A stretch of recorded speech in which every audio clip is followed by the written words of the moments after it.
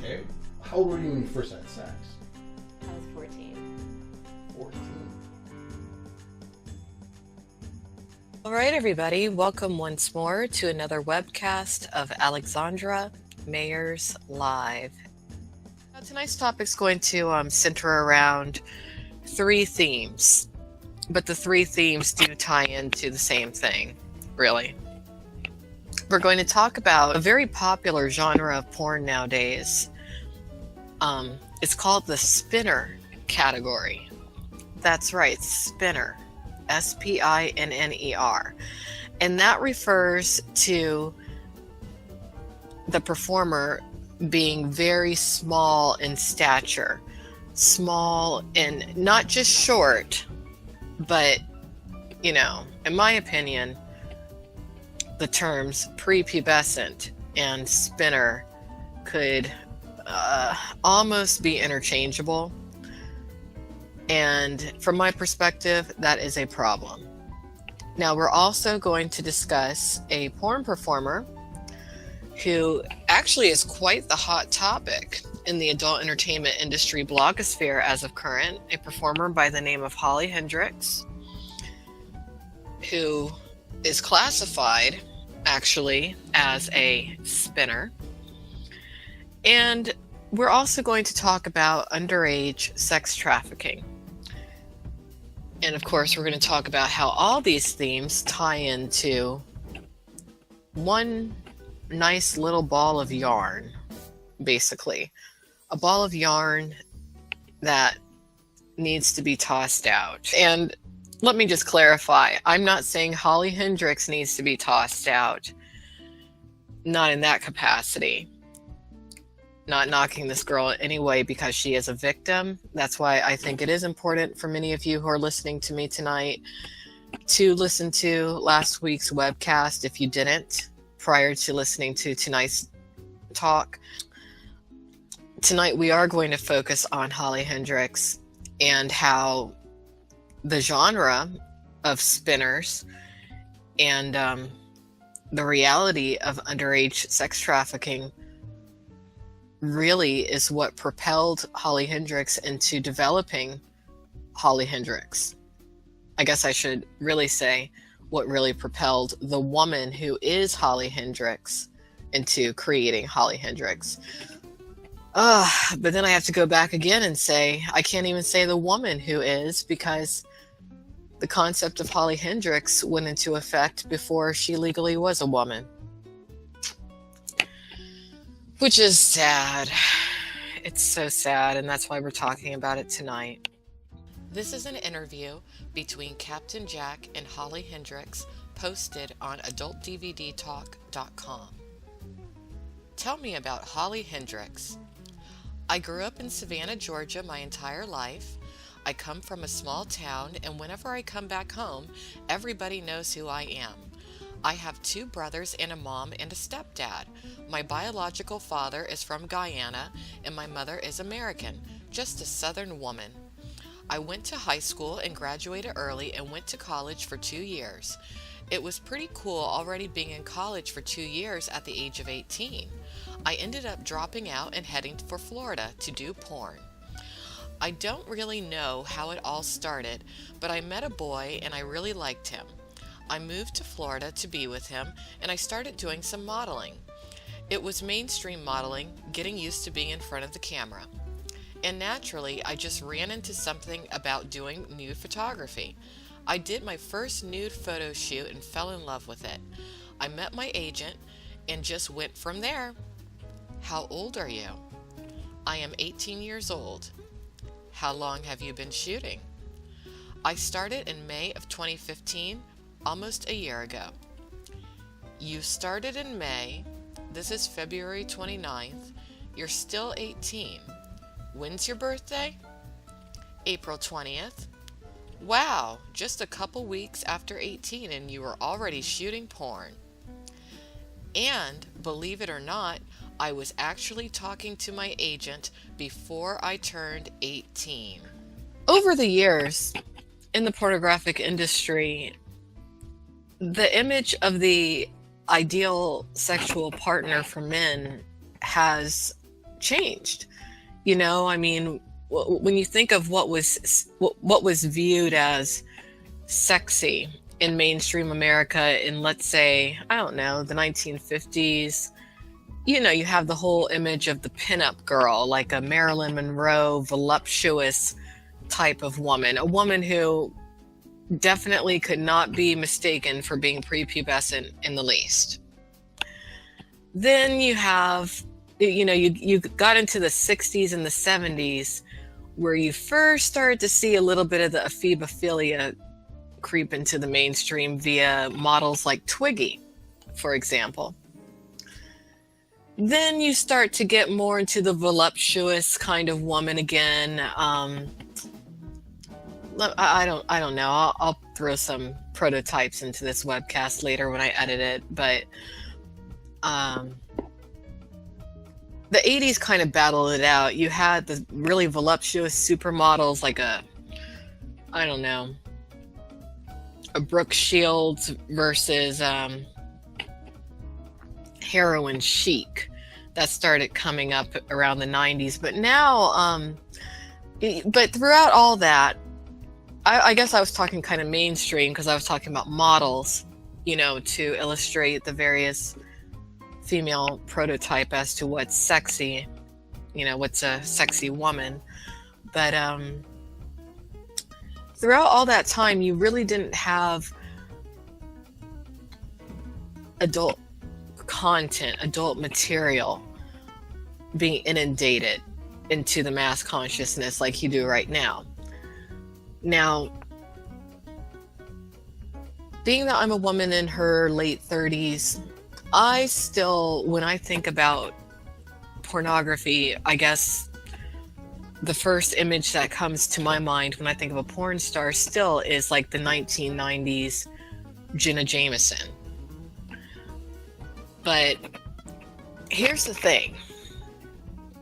Even though the Jenna Jameson that is in my particular consciousness, when I think of that name, and that's probably in the, you know, the image that probably pops into many of your minds as well who are listening to me, you're thinking about the Jenna Jameson that was with James Gardenia. And at that time, she was at her peak. When Jenna Jameson really started to gain popularity, though, that wasn't when she became the glamazon girl who was unmistakably, you know, of age and a woman. When she actually became popular was when it was questionable as to how old is this little girl? Seriously. The woman didn't look anything like a gold mine to sales VP Joy King. I'll never forget the first time I met Jenna sitting in his office, and just this little tiny thing, and I'm like, this little girl, she's the next it? In 1995, makeup artist Lee Garland worked on Blue Movie, Jenna's first big-budget Wicked video. I pulled up the first day on the set, walk into the makeup room, and she was already there. And here's this little girl who looked 15. She was wearing white pajamas with yellow duckies on them, with feet in them, right? And she was all kind of, hi. And I'm like, hi, who are you? She says, I'm Jenna. I'm like, you're Jenna? And it was just astonishing. A lot of people don't realize. Actually, if you look at old, early pictures of Jenna Jameson and you compare her to Tracy Lords, very, very similar looks. Jenna Jameson actually is the one who ushered in the mainstreaming of the girl who almost looks underage. No one really wants to say so, but if you really look at the pictures, you'll see what I mean. In the 80s, in the 70s, from what I've seen, I'd say over 90% of the straight pornography showcased men and women who looked like men and women. But now, especially with the rise of internet pornography, there's been an escalation of the women looking more and more and more like underage girls. And it's freaking me out. You know, I mean, I guess it's freaking me out because I know the intention behind it. And that's why I'm doing my best to make as many of you aware as possible as to what's really going on behind the scenes when it comes to the production and the promotion of this particular type of pornography, because it's a very evil agenda that has to be stopped. There is a big push and movement within the United States of America to lower the age of sexual consent substantially. You know, it was just earlier today that my longtime friend and follower on Twitter, NYC Funk, sent me a news article that was talking about how in the state of New York, it's legal to get married at the age of 14 still. And it's like, what? There is an agenda in America to lower that age of consent and to basically legalize pedophilia. And the first stop on that train from this point on out of the station is to legalize child pornography. It is sick. But that's what's happening. And I am incredibly aware of this situation due to the law firm's managing partner that's suing me right now for just $200 shy of $500,000, being one of the most verbal and public advocates for pedophiles' rights and to legalize child pornography. The managing partner of Randazza Legal Group is an advocate for pedophiles' rights and legalizing child pornography. Does anyone else see a problem with this? Seriously. And this is the man who's suing me, hiding behind his wife, of course, basically to shut me up, because back in 2013, I realized that he attended a luncheon which was hosted by an internationally known convicted pedophile. And this man didn't just attend the luncheon, he spoke on a panel. So, you know, this is what I'm dealing with over here, okay? This whole spinner thing. It's like a cutesy way of saying, yeah, this girl, we're able to legally prove she's of age, but look at how young she looks. Does she look 16? Does she look 14? Does she look 12? Let's find one that looks 10. I mean, it's crazy. It is crazy what they're doing, but that's where Holly Hendrix comes in. And, you know, I already know she's going to hate me after I do this webcast, and that's fine. I've never met her. But, you know, I'm just going to say it for what it is. Now, everyone has their own path in life, and I'm not judging. But what I do think is that the age to perform in pornography needs to be at least 25. Mainly because the human brain is not developed until the age of 25. And I think every young person has the right to live their life, give themselves a decent start while being legally protected from the tremendous physical and psychological harms that everyone is exposed to who is a performer in the pornographic industry. Okay? Unfortunately, Holly Hendrix didn't get that chance, but there's a lot more to Holly Hendrix than just the fact that she was talking or in communication with a porn agent. I'm assuming, you know, for the reasons of getting into porn when she turned 18, before she was 18. Now, that's the big thing that is really making the rounds in the adult entertainment industry blogosphere right now when it comes to Holly Hendrix. There's an interview that she did her agent at the time when she did the interview was James Bartlett, her PR agent at least. According to the interview, she was in communication with her porn agent that she is currently with prior to her actually turning 18 years old. That right there is pretty bad.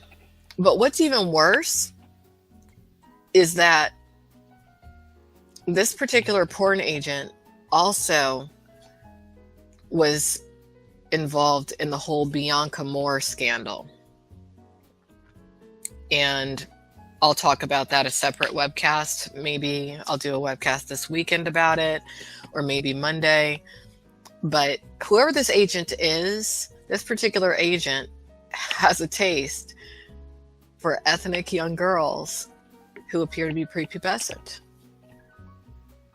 If it's that same agent who recruited Bianca Moore and Holly Hendrix, kind of weird. I want to know what this guy looks like, honestly, because he's a predator. So anyway, the thing about Holly Hendrix is that she isn't just super young, she's super tiny. I mean, maybe she's even the smallest performer that there is right now. I think she's like 4'10". You look cute. Thank you so much. Awesome. How old are you? I am 18 years old. You're really 18 or just kidding 18? I'm really 18 years old. How tall are you? I am 4'10". Wow. I'm tiny. You are tiny. So I'm guessing you've been tiny for a long time. Yes, for a while. So, okay. How old were you when you first had sex? I was 14. 14. She's really, really tiny. Okay? She has a very pretty face. She has a very pretty little face. She looks like a little doll. She's like a little pixie, you know? But it's weird that is the hot, sought after image of sexuality right now in porn. A girl who is still technically a teenager who's 4'10". Really? Yeah. I mean, it speaks volumes. I mean, I could just end the webcast right now. I guess what I'm really leading up to and what I'm saying here is that between Holly Hendrix and the genre of spinner being the hot thing in porn right now, it's all a process to desensitize the masses to the horrific crime that is pedophilia and child pornography. I guess crimes, plural. You know, I mean, what is this giant push for underage sex? The adult entertainment industry is supposed to be adult. That's why it's called the adult entertainment industry, not the kid sex entertainment industry. Because Holly Hendrix is not the only one who, you know, is a spinner and who is, you know, to where they're playing up the whole underage girl thing. You know, like I said, I think that Tracy Lords, you know, that whole thing started it all. Then you had Jenna Jameson, and when she was coming up, it was because she was so young looking. That was a big thing with her, okay? Recently, Jenna Hayes, she was another one. You know, it was kind of strange that she was, I think she was a Jill Kelly contract girl for a while, and the Jill Kelly girls were known for being very voluptuous, you know, womanly porn stars. And then all of a sudden it's like, hey, I'm Jenna Hayes. You have her pop in. And it's like, whoa, what is this little girl doing with these women? You know, I mean, let's see, recently, okay, Riley Reid, that's another one who looks like a little girl. And she actually has a very similar speech pattern, come to think of it, to Holly Hendrix. I wonder if they're both from the same place. Who else? Elsa Jean.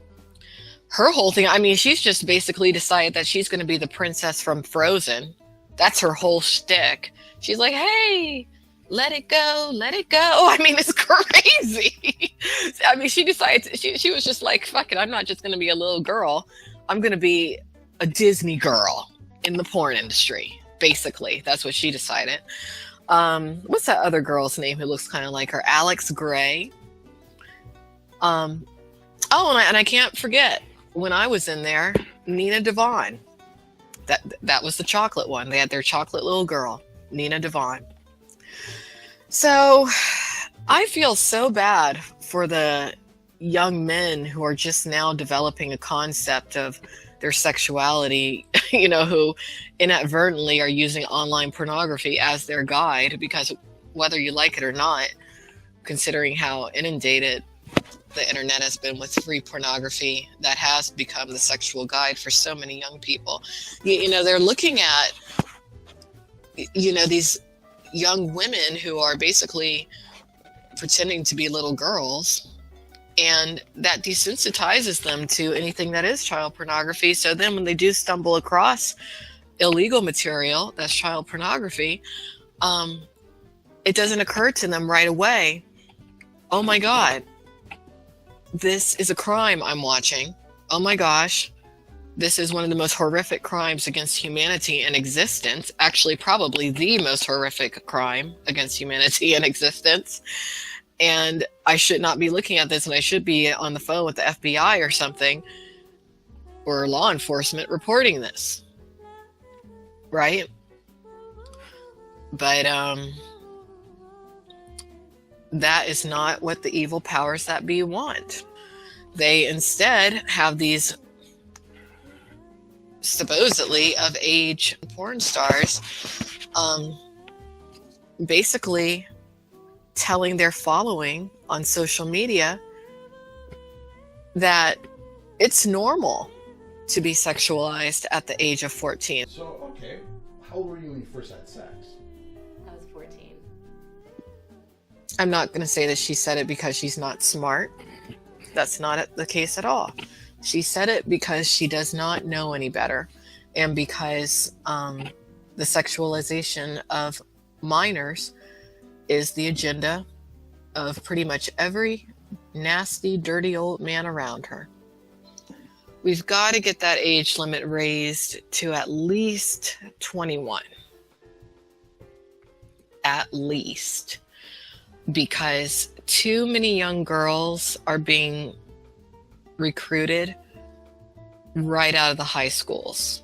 So that's what we'll talk about next time. So everyone, have a good evening. Thanks for listening. Take good care of yourselves, and talk to you later.